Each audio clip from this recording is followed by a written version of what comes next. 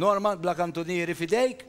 Bla kantunieri għandna ħafna xnurukom illum, però ħanibdew bi-storja li daħlet inna propju ftit tal-ħin qabel wasanna għal dan il-programm. Irċevejna email minant persuna li rakkontatilna storja tan-neputi tagħha li għandu biss xarejn, tarbija ta' xarejn.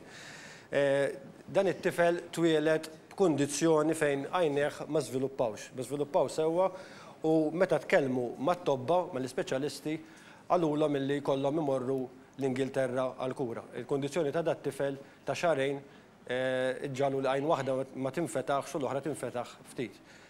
Ġara li ovvjament biex jippreparaw ruħhom biex imorru l-Ingilterra l-ġenituri tiegħu marru biex jagħmlu passaport u ħadulu ritratti kif jagħmel kulħadd. Però meta marru l-passport office bir-ritratti peress li kellu għajn magħluqa u għajn miftuħa għalulhom li l-passaport ma jistax isir. Fuq il-linja għandna l-nanna ta' dan it-tifel, insellimlek. Hello, Norman. Hello. Hello. X'ġara għażat, għalfejn ma mamlulux il-passaport? Umma għalulhom li peress li t-tifel m'għandux għajneħ it-tnejn miftuħin, il-passaport ma jistax isir. Umbat għamlulhom xi karta, xi passaport temporanju. Għalulhom li nistgħu nagħmlulkom huwa jisom passaport temporanju li sempliċement karta bir-ritratt tat-tifel u din kienet tiskadi wara xahar.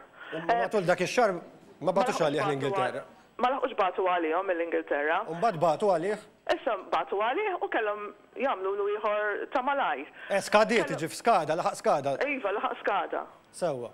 Issa kellhom jerġgħu jagħmlu l-istess, jerġgħu jaħdu l-ritratti, jerġgħu jmorru fejn xi ħadd biex jiffirmalhom fuq dan ir-ritratt normali, reġgħu marru l-Passport Office u reġgħu għamlulhom l-istess karta bir-ritratt tat-tifel. U kellhom jerġgħu iħallsu tagħha. U kellhom jħallsu l-ewwel darba sabu ruħ tajba u kull ma ħallsu 8 euros, imma di darba ħallsu 150 euros.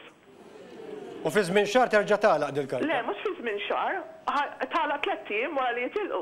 3 ijiem wara li jitilqu. Jiġifieri dawn meta biex jerġgħu jiġu lura Malta, jridu jmorru l-Ambaxxata Maltija ta' Londra biex jagħmluhom permess biex iġibu l-tifel lura Malta. Nirringrazzjak ħafna, aħna ovvjament nawguraw fejqan lil dan it-tifel u nistieden ċabċipa ta' kuraġġ il din il-familja. Nirringrazzjakom ħafna. Biex ħaġa importanti l-fejqan tat-tifel però ċertament nistennew. Aħna li nixtiequ li tkun tat-tifel jiġi trattat bħal tfal oħra li għandu dritt ikollu passaport bħal kwalinkwe tifel u tifel oħra għawx. Aħna ġolbu spjegazzjoni wkoll il-Dipartiment mill-Passport Office u l-ġimgħa d-dieħla waslulkom ir-risposta li jkollna, grazzi ħafna. Nirringrazzjakom ħafna. Thank you. Din il-ġimgħa wkoll Fabian mit-tim ta' Xarabank mar iltaqa' ma' grupp ta' ġenituri ta' tfal li għandhom diżabilità mentali. Iltqajna ma' dawn il-ġenituri il għaliex għalunna li dawn it-tfal tagħhom qed jieħdu terapija bħal speech therapy, occupational therapy, physiotherapy mingħand il-Fondazzjoni Inspire, kellhom kliem ta' tifħir ħafna għal din it-terapija iżda għalunna li l-Inspire informawhom li din it-terapija dan is-servizz se jkollu jitwaqqaf minħabba li m'hemmx biżżejjed fondi.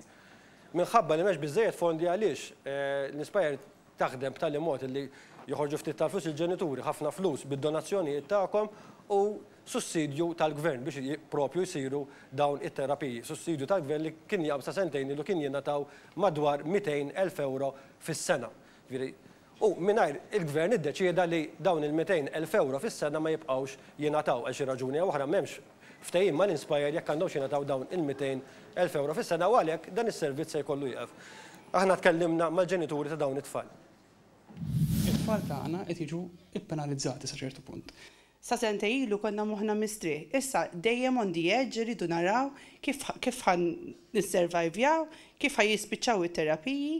Ħan nispiċċaw ma nafx. Jew it-tfal tagħna ma nieħduhomx l-ebda terapiji u nispiċċaw jarawhom kull 6 xhur jekk ikun hemm post, jew nkella nissalbu aħna u naraw terapija privata, ma nafx.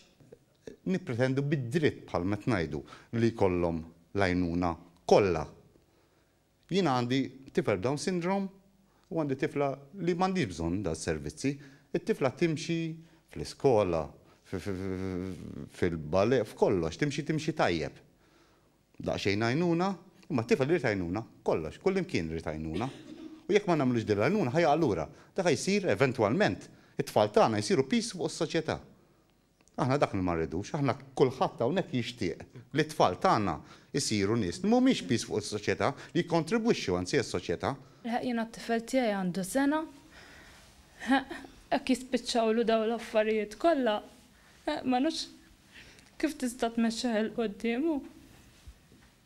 Il-problema tiegħi tat-tifel tiegħi li għandu sena wara twildu jibqgħu jitwildu ma ħajaqtaw qatt.